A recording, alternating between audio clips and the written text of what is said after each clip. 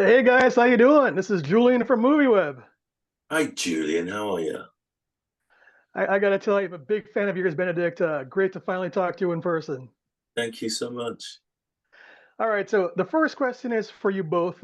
I wasn't aware of the Thai film, but it's apparently got this huge audience. So talk about adapting that story for English-speaking audiences. What's the start of this whole process for you both? Yeah, I've done a lot of adaptations in my career. I tend to do like books to film, books to TV shows, things to stage. And I always feel like my job when I'm adapting something is to protect and preserve what people love about it, right? And so many people love this original Thai film, and they should. It's a great movie, right? And I felt like my job was not to reinvent the wheel. My job was not to try to outmake that film. My job was to say, here's what people love about it. Let's do what people loved about it. And then whatever we feel like we need to do in order to translate it for a Western audience, let's just do that and not do much more because what is there works really, really well. And hopefully we did that. I think what was Yeah, great though, he did was he ramped up the stakes there, adding a slice of the immigrant story, and that's a really strong one for me, which really brought me into the picture, and how even me being a first generation and understanding that that your parents, they want your security and not your dreams, and that element was really strong for me.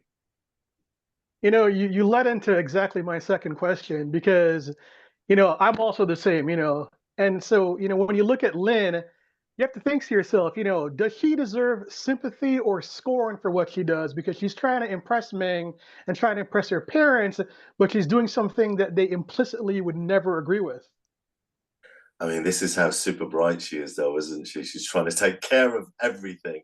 In a way, we don't know who's parenting who. It's but that single family, the fact that Kang is kind of he's trying to honor his late wife, and her wishes, and yet, but yet that strong pull about our passion about what we truly want to do. I mean, even I had that about myself with acting, and mine too. So it's relatable, yeah. What do you think, JC? Should they be sympathized or scorned with?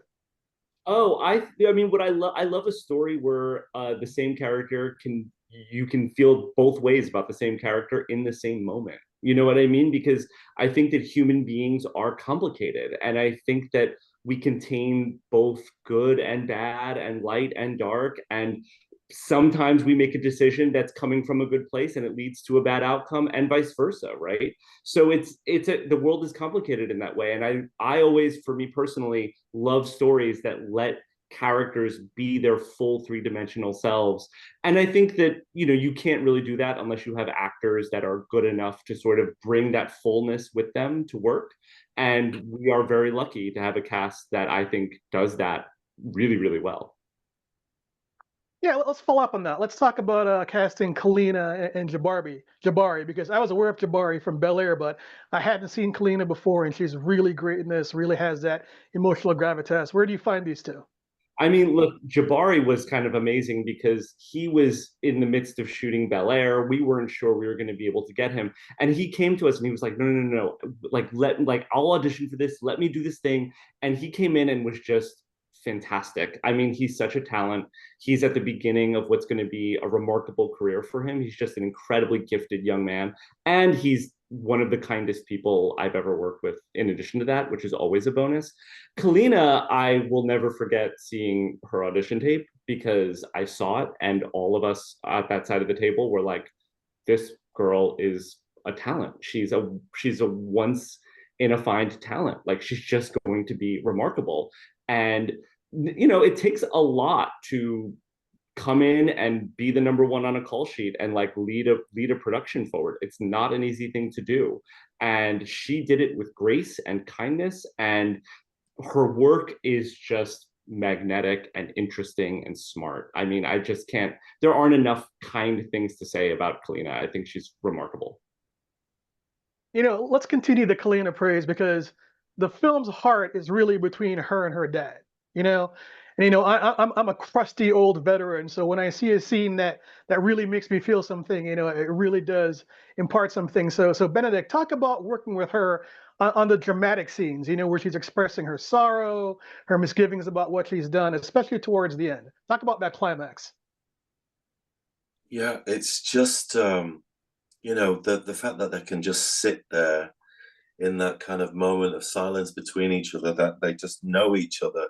It's just and they've got each other, and that was, I mean, that was on and off screen, really. I mean, me meeting Kalina for the first time and her kind of, there was a rabbit in the headlights, kind of like and just taking care of each other within our bubble. I think that's what sort of transposes onto screen, and it was just quite effortless with her, and the dad. I mean, my job was quite just very easy, just looking out for her all the time. She is the great hope for everything that Kang wants, and yeah, it was a real joy working with her. Bravo, great answer, mate. All right, I got to ask you the metrics questions for the suits. So real quick, do you have any updates on season 2 for Three Body Problem, and where Wong is going to be in the MCU? He's going to be in any of these upcoming pictures? Oh, yeah. Well, Wong will always return. If the people demand it. He's the Sorcerer Supreme, so there's a lot to do. And yeah, I think we go into production around sort of June, July-ish time, I think, for Three Body Problem, and that story needs to be told. Yeah,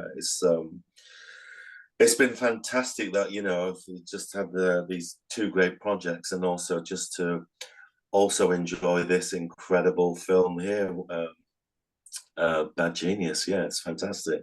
I'm a lucky All guy. right. Like I said, you are beloved by our fan base. All right, so let me end on this question, a fun question. So there's a lot of cheating in this movie. So are any of your former teachers going to be like, does art imitate life?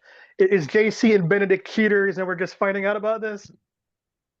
I when I was in high school, I ran an NCAA gambling bracket uh, that at one point had amassed several $1,000s that I was carrying around in my backpack, and realized if I keep doing this, I might actually get in real trouble. So I stopped doing that. But I don't know whether or not my teachers ever knew about it. So that's an open question, I guess. I don't know. What about you, Benedict? I don't know. I'm pretty squeaky clean, actually. I'll just say for the record, yeah. Yes, no one will be implicated in this cheating scandal. Gentlemen, thank you for your time. I enjoyed your film. Cheers.